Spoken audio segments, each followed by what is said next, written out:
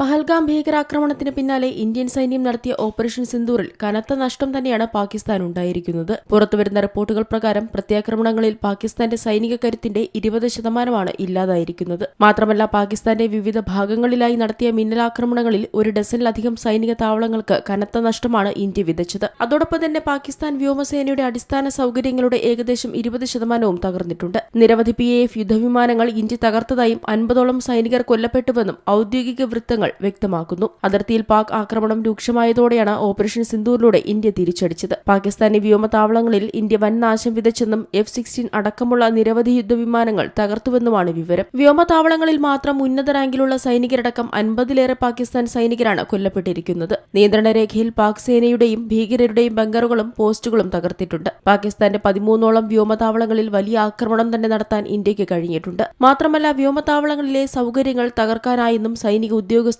വിശദമാക്കിയിരുന്നു. പാകിസ്ഥാന്റെ ആകെയുള്ള വ്യോമസൈനിക സംവിധാനത്തിന്റെ 1/5% ഇന്ത്യൻ ആക്രമണത്തിൽ തകർന്നതായാണ് വിവരം. പല വ്യോമതാവളങ്ങളിലും സംഭവിച്ച നാശനഷ്ടങ്ങളുടെ കണക്കുകൾ സാറ്റലൈറ്റ് ദൃശ്യങ്ങളുടെ തെളിവോടെ സൈന്യം കഴിഞ്ഞ ദിവസം എടുത്തിരുന്നു. ഇതിന്റെ അടിസ്ഥാനത്തിലാണ് ഏകദേശം 20%ഓളം പാക് വ്യോമസേനയ്ക്ക് നാശനഷ്ടം വന്നിട്ടുണ്ടെന്ന വിലയിരുത്തലിൽ ഇന്ത്യൻ സൈന്യം എത്തിയത്. പലയിടത്തും ഇന്ത്യയുടെ ആക്രമണത്തിൽ റൺവേകൾ അടക്കം തകർത്തിട്ടുണ്ട്. പല വിമാനത്താവളങ്ങളിലേക്കും എയർ ഡിഫൻസ് സംവിധാനം തകർക്കാനായത് വലിയ നേട്ടമായെന്നും സൈനിക വൃത്തങ്ങൾ കഴിഞ്ഞ ദിവസം വിശദീകരിച്ചിരുന്നു. പാക് നിയന്ത്രണ രേഖയിലും കനത്ത തിരിച്ചടി നൽകാൻ ഇന്ത്യക്ക് സാധിച്ചതായി സൈന്യം വിലയിരുത്തി. പൂഞ്ച്, ജമ്മു തുടങ്ങി അതിർത്തി ജില്ലകളിൽ പാകിസ്ഥാൻ കനത്ത ഷെല്ലിംഗ് നടത്തിയെങ്കിലും ശക്തമായ പ്രതിരോധം തീർക്കാൻ ഇന്ത്യയ്ക്കായി. ഭീകരരുടെ ബങ്കറുകളും പാകിസ്ഥാൻ സൈനിക പോസ്റ്റുകളും ഇന്ത്യൻ സൈന്യം തകർത്തതായും ഉദ്യോഗസ്ഥർ വ്യക്തമാക്കി. National desk, Zee Malayalam news.